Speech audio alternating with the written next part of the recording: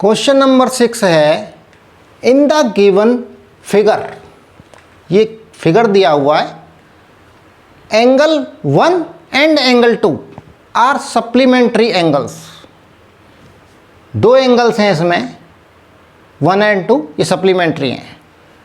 ये कह रहा है कि if angle 1 is decreased, what changes should take place in angle 2 so that both the angles still remain supplementary।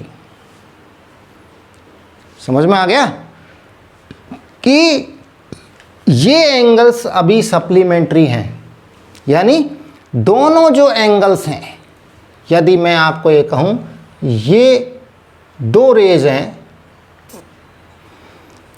यहां जो एंगल है ये 180 है,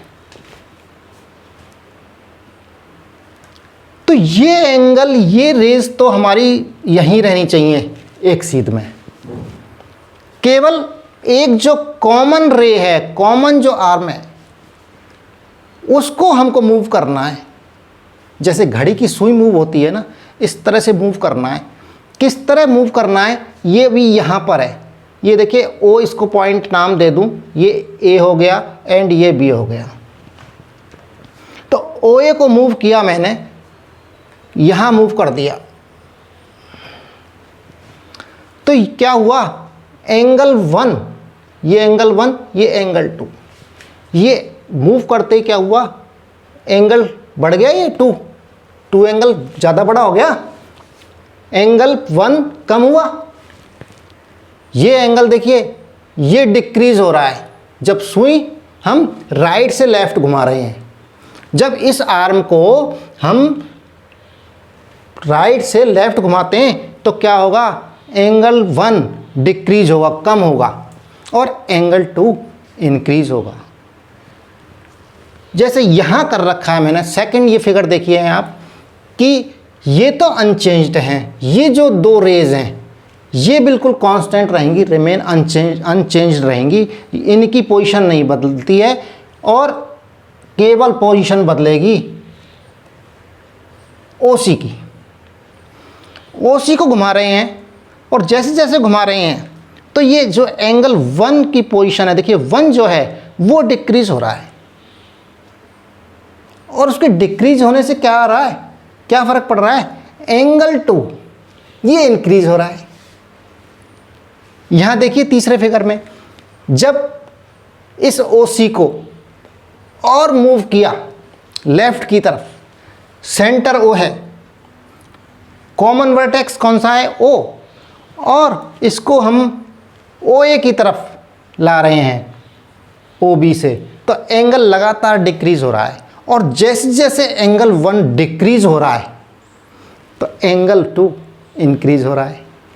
तो यही कह रहा है कि यदि एंगल 1 इज डिक्रीज्ड, 1 को डिक्रीज करें तब एंगल 2 में क्या चेंजेज आएगा, तो ऑब्वियसली एंगल 2 इंक्रीज होगा। इसको दूसरे तरीके से और बता देता हूँ कि हमको पता है कि एंगल 1 और एंगल 2 का सम क्या है, 180 है। Angle 1 plus angle 2 is equal to 180 degree, क्योंकि ये सप्लीमेंट्री एंगल्स हैं। अब मैंने क्या किया, 1 को ट्रांसपोज कर दिया राइट में, इक्वल के राइट में, तो यहाँ क्या आ गया, 180 डिग्री माइनस एंगल 1।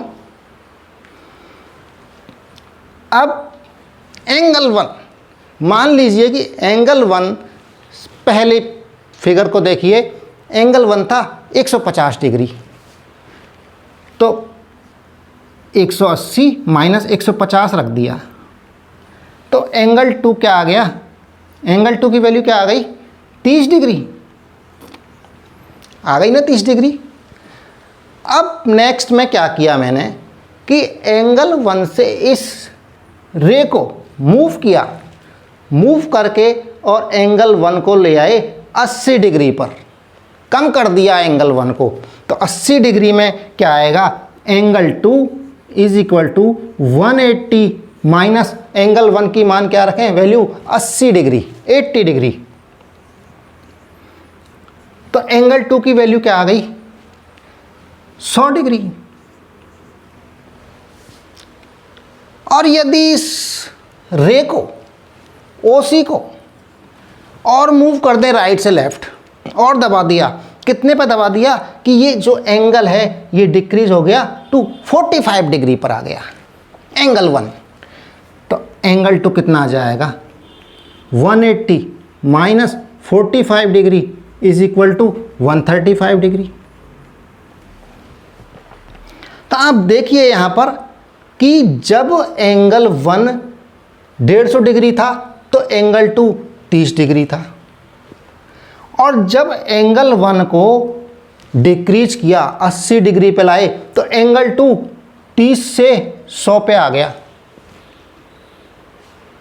यहां देखिए डिक्रीज कर रहे हैं, और जब एंगल 1 को और डिक्रीज किया और दबाया और 45 पे ले आए तो एंगल 2 कितना आ गया, 135, और हाइप कर गया और बढ़ गया एंगल 2।